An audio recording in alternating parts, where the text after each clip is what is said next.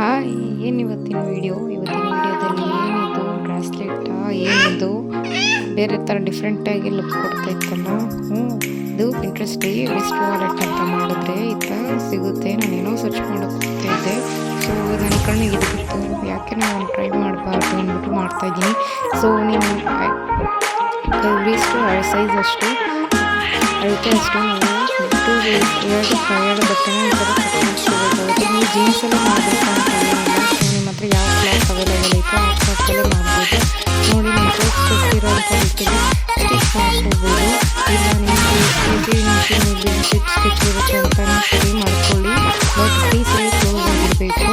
So ಇದು close ಆದಮೇಲೆ ಇವಾಗ ನಾನು ಎಲ್ಲ ಒಂದು ಸತಿ ನೀಟಾಗಿ ಅಪ್ಸ್ ಆ್ಯಂಡ್ ಡೌನ್ ಅಲ್ಲಿಂದ ಸ್ಟಿಚ್ ಮಾಡ್ಕೊಳ್ಳೋಕ್ಕೆ ಒಂದು ಸತಿ ನೋಡ್ಕೊಳ್ತಾ ಇದ್ದೀನಿ. ಸೊ ನಮಗೇನೋ ರಿಸ್ಟ್ ಆಯ್ತಾ ಹೋಗ್ಕೊಳ್ತು.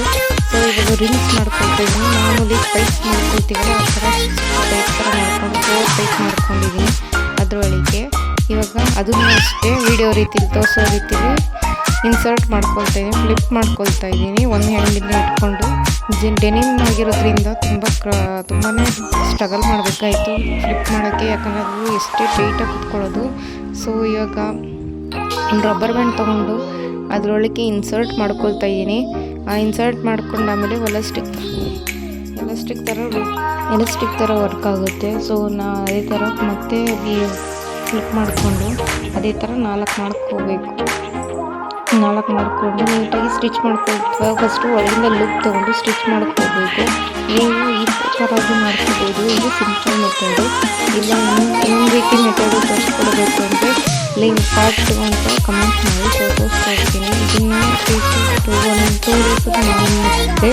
ಬಟ್ ತುಂಬ ಕಾಂಪ್ಲಿಕೇಟೆಡ್, ನೋಡೋಕ್ಕೆ ಸಿಂಪಲ್ ತುಂಬ ಕಾಂಪ್ಲಿಕೇಟೆಡ್. ಡಿಸೈನ್ಸ್ ಮಾಡಬೇಕು ಮತ್ತು ನಾನು ಬೆಸ್ಟಕ್ಕೆ ಹೋಗಬೇಕು. ಪ್ರತಿ ಸತಿ ಥರ ಚೆಕ್ ಮಾಡ್ಕೊಳ್ಳೇಬೇಕು ನೀವು.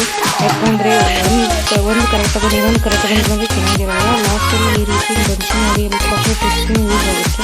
ಸೊ ನೀವು ಸಿಂಪಲ್ ಬೇಕಂದ್ಬಿಟ್ಟು ಒಂದೊಂದೇ ಪರ್ಲ್ ಬೇಡನ್ನ ಯೂಸ್ ಮಾಡಿಕೊಂಡು ಇನ್ಸರ್ಟ್ ಮಾಡ್ತಾಯಿದ್ದೀನಿ. ಇದನ್ನು ಅಷ್ಟೇ ನೀಟಾಗಿ ಹಾಕ್ಕೊಳ್ಬೇಕು. ಒಂದೇ ಸತಿ ಹಾಕ್ಕೊಳ್ಳೋದು ಕಷ್ಟ ಅಂದ್ಬಿಟ್ಟು ನಾನೇನು ಮಾಡಿದೆ ಒಂದೊಂದೇ ಹಾಕ್ಕೊಳ್ತಾ ಇದ್ದೀನಿ. ಈ ರೀತಿ ಮಾಡೋದ್ರಿಂದ ಬೇಗನೆ ತುಂಬ ಎಫಿಷಿಯೆಂಟಾಗಿ ಬರುತ್ತೆ.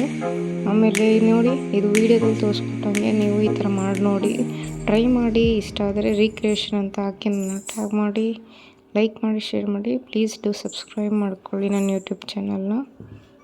ಇನ್ನಷ್ಟು ಹೆಚ್ಚು ವೀಡಿಯೋಸ್ನ ತರ್ತಾಯಿದ್ದೀನಿ. Thank you so much.